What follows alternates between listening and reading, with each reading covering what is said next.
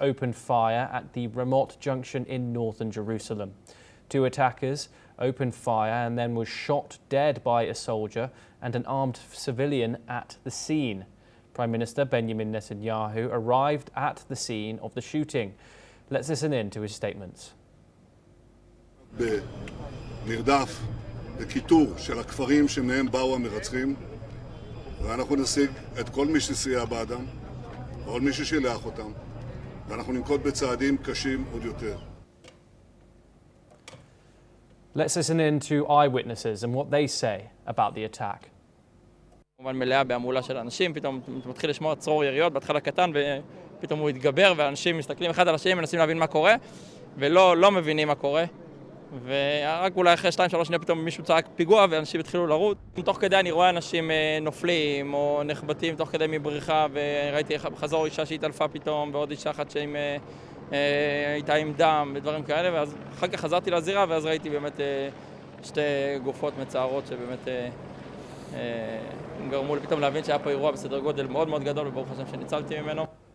The police have said that the attack has left at least 20 others injured. Let's listen in to what medics described the rescue operations for the incident. בסביבות השעה 10:14 התקבל דיווח במגן דוד אדום על אירוע פח"ע בצומת רמות. אני במקביל הייתי פה בירידה, תוך כדי שיש ירי, אני מבין שיש אירוע חריג. כונן של הצלה ללא גבולות שהיה ממש בזירה פרץ בגל ודיווח שיש פיגוע. הגעתי במהירות שיא למקום, הגעתי ראשון, נתתי טיפול רפואי מציל חיים לפצועים. לצערנו יש מספר הרוגים. Here at the scene in Jerusalem at the Ramot Junction, a little while ago, two terrorists came here with guns and started shooting at civilians at the bus stop, and they were on the bus. Joined by Shruti Dasgupta. She is an international affairs expert and she joins us live from New Delhi to discuss today's top story. Shruti, today's events have been unprecedented in Jerusalem. 6 killed and 8 others wounded, some reports are saying, by Palestinian gunmen. What are your thoughts on this incident?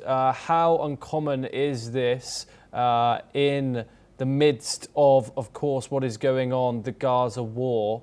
And what has been your view on the statements coming out of world leaders, foreign bodies around the world, condemning this attack, but also urging a ceasefire in Gaza, also linked to this? What are your thoughts on this? Greetings, Thomas. Thank you so much for inviting me. This is a horrific attack, definitely. It has caused needless loss of life. And it comes right at the feet of when Donald Trump has issued a last warning to Gaza and Hamas to go ahead with the ceasefire, do the trade of prisoners versus hostages, and find us a resolution to this war, which has gone on for 700 days. So something like this, at the feet of a final declaration, final warning, is kind of like poking the bear. You're telling Donald Trump and the others that you can do what you want, we will continue to hunt down Jews, and that's exactly the narrative that the world is going to hear now. Because apart from this, I believe there were 2 projectiles launched from the Gaza Strip itself earlier, a few hours ago, before this incident, and unrelated. But it shows that, and that was fired by a new militant organization called the Islamic Jihad. So this is what we've all been trying to understand for very long, that you cannot delete the ideology of Hamas. You can probably suppress the current version of them that is functioning there, but the ideology continues to stay forward. Jerusalem, on the large and whole, has been quiet for all the 700 days. But this kind of an attack says that it's going to come down to every shore, every place where there is a Jew population present. And this should tell the world that they are not looking at just an isolated problem of Gaza. They're looking at a generic anti-Jew, anti-Semitism problem, which is now going to be sold to every single Muslim around the world, that they need to hate. This is the ideology of hate that they are allowing by permitting the idea of Palestine. and permitting the idea of Hamas being innocent.